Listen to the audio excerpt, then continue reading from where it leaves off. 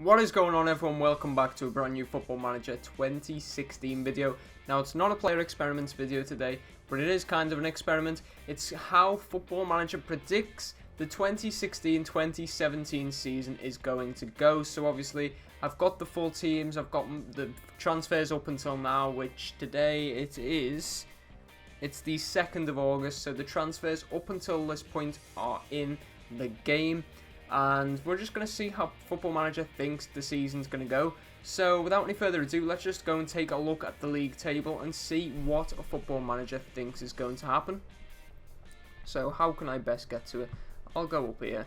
I'll go up. Before we actually get into this video, be sure to drop a like, comment, and be sure to subscribe to the channel for daily football related content uploads. It's mainly Football Manager. It will be FIFA when FIFA 17 comes out, and I'm starting a new football talk show where I'll be discussing the Premier League preview, so the weekend coming, and review for the weekend past. That will be coming out every single week when the Premier League season starts, so that video will be coming out next week or this week, depends when this video goes up. I believe it will be next week though. So let's jump straight into this and see how the Premier League looks. Okay, so just taking a look up and down, we might as well start off. We'll start off at the bottom and work our way up. So Sunderland are relegated along with Middlesbrough and Swansea, so that's actually quite an interesting one. It looks like it came quite close down to the wire between Swansea, Hull and West Brom. We'll take a look at that in a bit more detail. As for Middlesbrough and Sunderland, they were a write-off. They were completely dead and buried before, the end. Wow, that's quite interesting. Hull City, who nearly got relegated, have actually got European football, so they must have won a cup competition somehow. As for past positions, we'll get these three teams up. So it literally came down to the last day. Hull City were in the relegation zone until the final game of the season, where they won away from home against West Brom 1-0. As for Swansea, they lost 3-1 away from home to Stoke, which relegated them. They'll be very, very disappointed with that. We'll take a look at Hull. As for Hull, they were actually at the bottom of the league for quite a lot of the season. They were in the relegation zone for the majority of the campaign. They were out of it for a bit. They started to hit a bit of a decent form, dipped back down, and then managed to get out at the very, very last. So Hull City survive relegation, whereas Swansea do go down. As I mentioned, Hull, West Brom, they were the teams in close proximity. Burnley in 15th, quite comfortable, well out of relegation. Further up, Stoke, nowhere near it. Bournemouth, West Ham, all very similar point tallies, around 44, 45, 46 points. Southampton 48, so not much further ahead of them. Crystal Palace then had a 4-point gap into 10th position. Watford a point ahead of them in 9th, and Liverpool in 8th, and Chelsea in 7th. So quite like last season, where Liverpool and Chelsea do not get any European football. Quite an interesting one that actually. Where are Leicester? So Leicester are just above them. As for Liverpool, just being a Liverpool fan, lost too many games. Lost too many games. Far too many games. And a goal difference of 0, so they're not going to do very well with that. Chelsea drew too many games. Yeah, drew too many games. They drew more than any other team in the division, and they also lost quite a fair few amounts, so obviously disappointing season for them as well. Leicester in 6th position, lost a lot of games as well. Everton in 5th, also losing a lot of games, so that's the main reason these teams did not break into the top 4, because there was just such a a gap in quality. As you can quite clearly see there, there's 11 points between 4th and 5th. As for 4th, it's Tottenham Hotspur. They finished 14 points behind eventual winners Arsenal. Man United, big gap from Tottenham to Man United, 9 points. Man United finished on 85 points, 5 points behind Arsenal. 2 points ahead of them were their local rivals Manchester City, who 87 points, and Arsenal 3 points ahead of them on 90 points, so only 5 off Jose Mourinho's record with Chelsea of 95 Premier League points. As for Man United, one thing I want to point out, they drew a lot of games. They only lost 3, the best record in the league. They also have the joint best goal difference in the league. They lost at home to Arsenal and away to Arsenal and Manchester City, and at home to Watford. So the two teams above them beating them on their home turf, and then losing at home to Watford. That'll be a very disappointing result for Man United, and if only they could have converted some of them draws into victories, especially Middlesbrough, Swansea, Crystal Palace, all at home.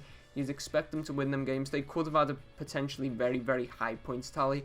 Man City, you can't fault them. 87 points, very, very solid campaign. Lost to only really the teams in and around them. Arsenal came first, United third, Tottenham 4th, Everton 5th, Leicester 6th. So they literally lost 5 games, and it was to the other top 6 teams.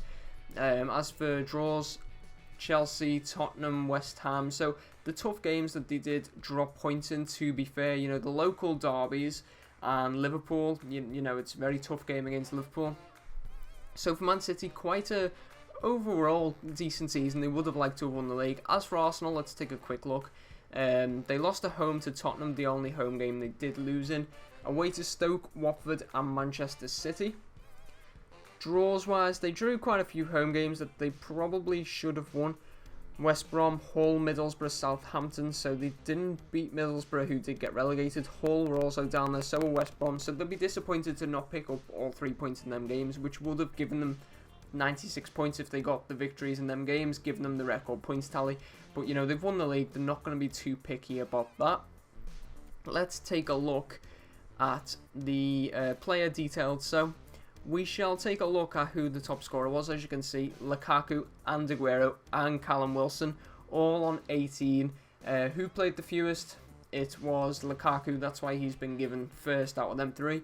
Aguero played 32 games, so obviously he's second, and Callum Wilson played 35 games for Bournemouth, so he is third. Jamie Vardy comes fourth, only a goal behind them with 17.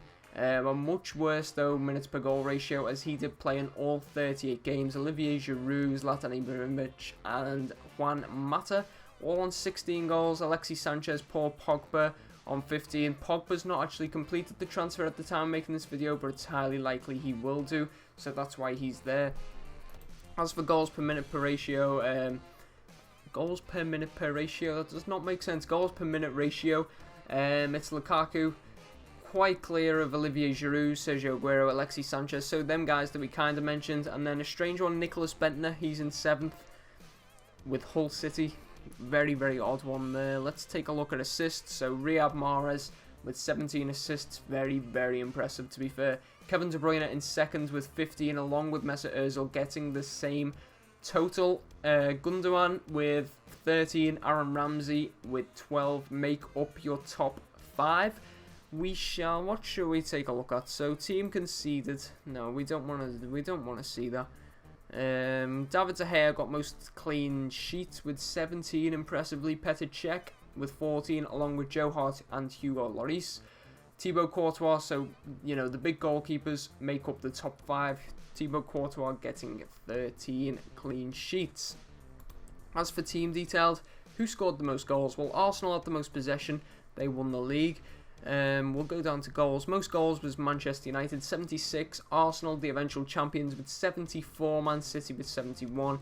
Tottenham in 4th with 66. And Crystal Palace making up the top 5 with 61 goals. As for conceded, we shall go down. Arsenal only conceding 28 goals, which is actually quite high.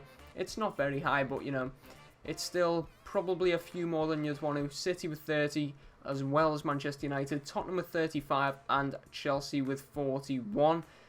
Liverpool with 58 goals conceded. That is absolutely atrocious. No wonder they were in 9th or whatever they were, 8th, 9th, whatever.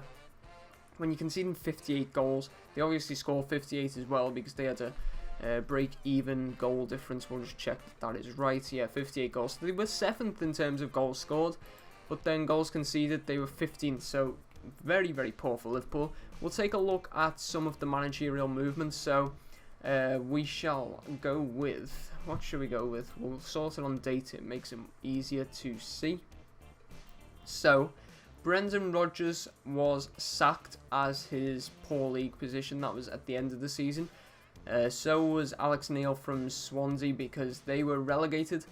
you are looking at Jurgen Klopp was sacked, I believe, because of poor league position. We're actually looking at dates. That's the one we want to be seeing. The first managerial casualty of the season was actually Francesco Guadagnino at Swansea, replaced by Steve Round on caretaker role, but that looked like it was until Alex Neil came in December.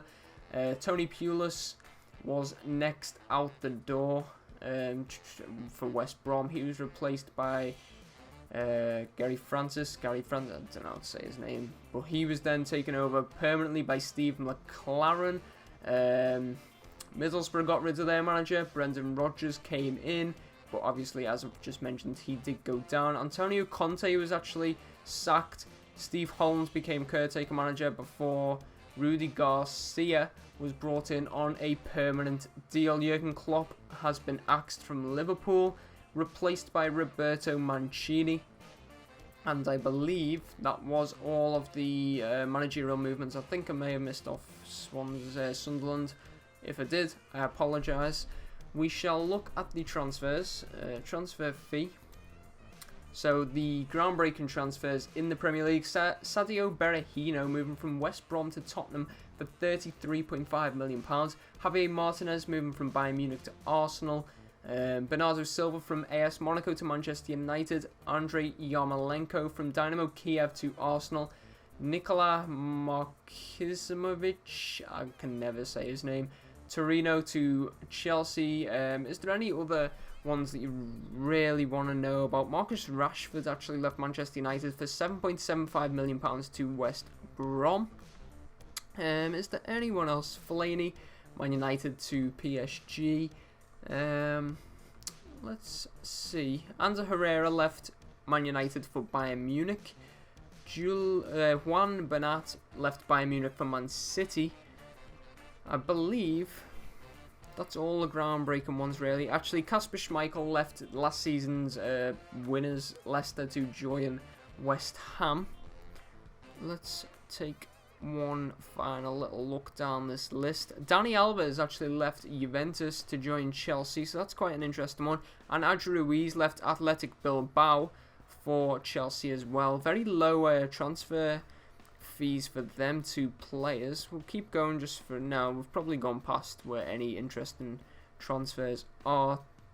Yeah, I think that's Shane Long, Southampton to Watford. These aren't really interesting, in my opinion. So I've probably missed someone else, but they're the the ones that caught my eye immediately. We'll see how the cup competitions were won. I know this is about the Premier League, but we might as well take a look at the domestic cup competitions. So FA Cup, who won the FA Cup? Arsenal won the FA Cup, so very, very successful season for Arsenal.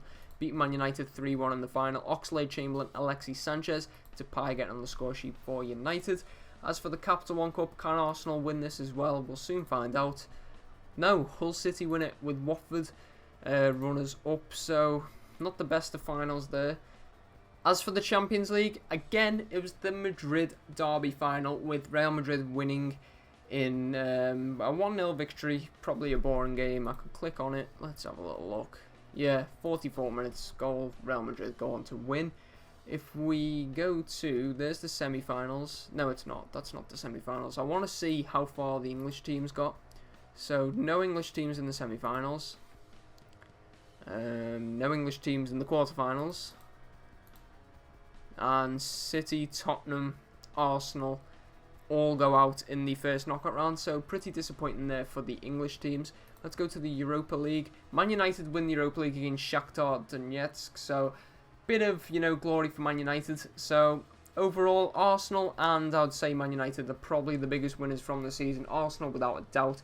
That's how Football Manager sees the 2016-17 season playing out. How do you think it will play out? I'm going to be giving my opinion on my football talk show next weekend or next week. So, keep an eye out for that. But thank you all for watching. As I said before, drop a like, comment, subscribe on the video. Until next time, goodbye.